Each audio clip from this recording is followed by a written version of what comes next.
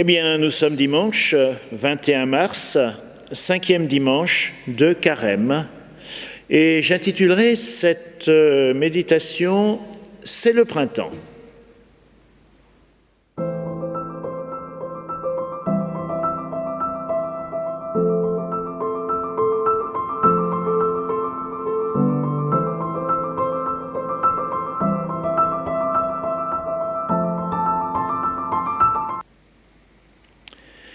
De l'évangile de Jésus-Christ selon saint Jean.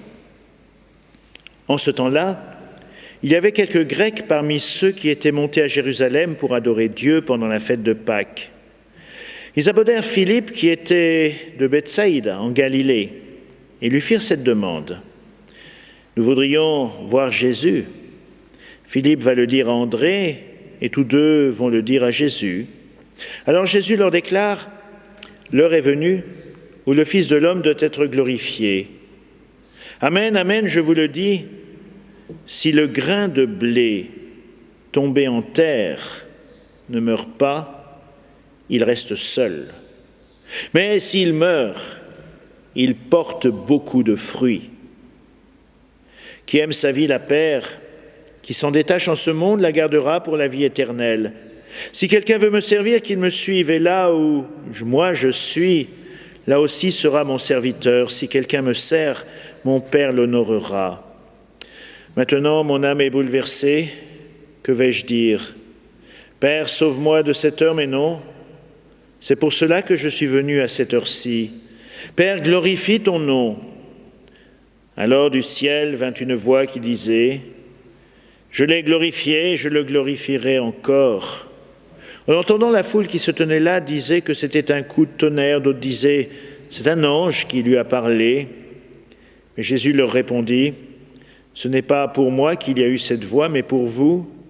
Maintenant a lieu le jugement de ce monde. Maintenant, le prince de ce monde va être jeté dehors. Et moi, quand j'aurai été élevé de terre, j'attirerai à moi tous les hommes. » Il signifiait par là de quel genre de mort il allait mourir. Printemps. Si le grain ne meurt. J'étais écolier à une époque où il n'y avait pas d'ordinateur, de tableau numérique, pas d'internet, ni même de télévision à la maison, où il fallait attendre 1 heure pour avoir une communication téléphonique avec Paris. Et soucieuse de nous éveiller à la réalité des choses, notre maîtresse avait organisé un système de mini-plantations sur une table de la classe, des petits pots, avec des graines dans du coton qu'il fallait arroser méticuleusement jour après jour. Un matin, elle m'accueille avec un immense sourire. « Michel, j'ai une merveilleuse nouvelle à t'annoncer. » Une merveilleuse nouvelle? Quelle chance! Je demandais quelle pouvait être cette nouvelle qui devait me réjouir, comme elle la réjouissait si visiblement. Voulait-elle anticiper mon anniversaire, m'annoncer que mes brillants résultats avaient été remarqués par quelque lointaine autorité?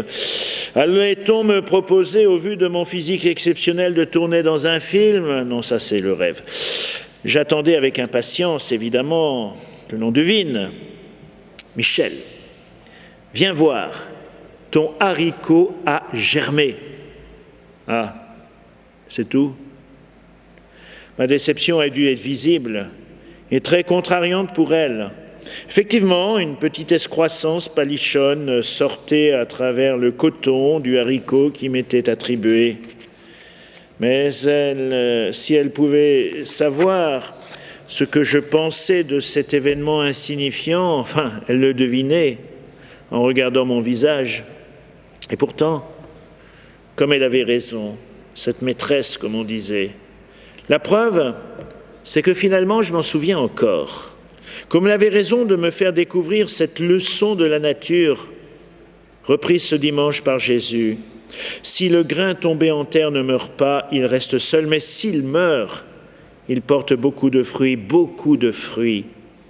Voilà sans doute la plus belle leçon d'espérance que la création puisse nous donner, au-delà de la mort, du pourrissement, de l'usure, la vie, en plénitude, en abondance, bien au-delà de l'imaginable.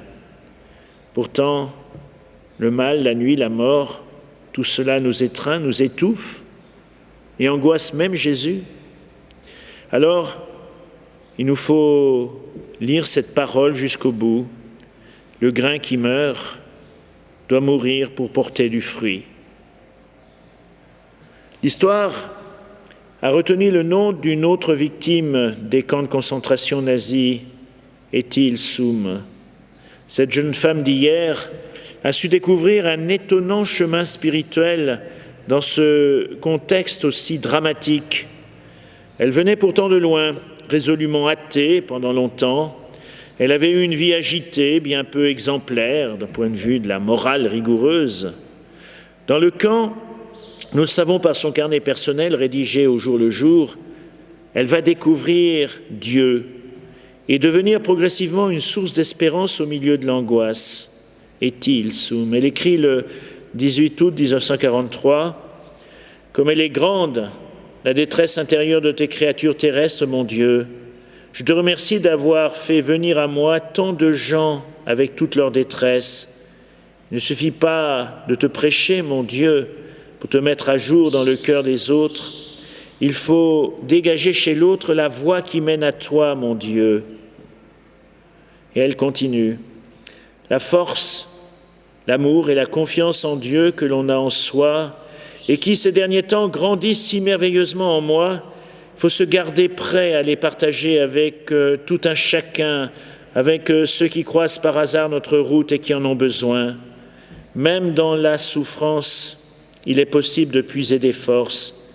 Il faut choisir. Penser à soi-même sans se soucier des autres, ou prendre distance avec ses souhaits personnels et se livrer. Et pour moi, ce don de soi n'est pas une résignation, un abandon à la mort. Il s'agit de soutenir l'espérance, là où je le peux et où Dieu m'a placé. Toi qui m'as tant enrichi, mon Dieu, permets-moi aussi de donner à pleine main. Ethel Soum, morte en déportation.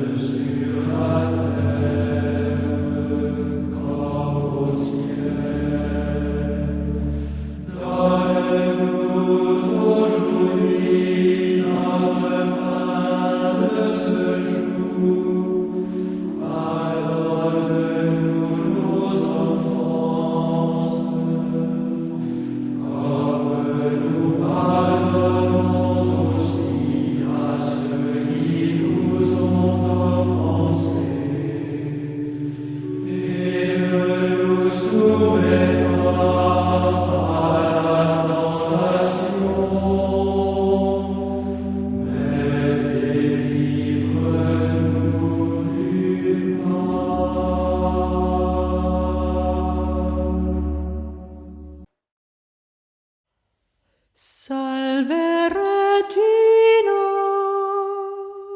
Mater misericordiae, vita dulcedo et spes nostra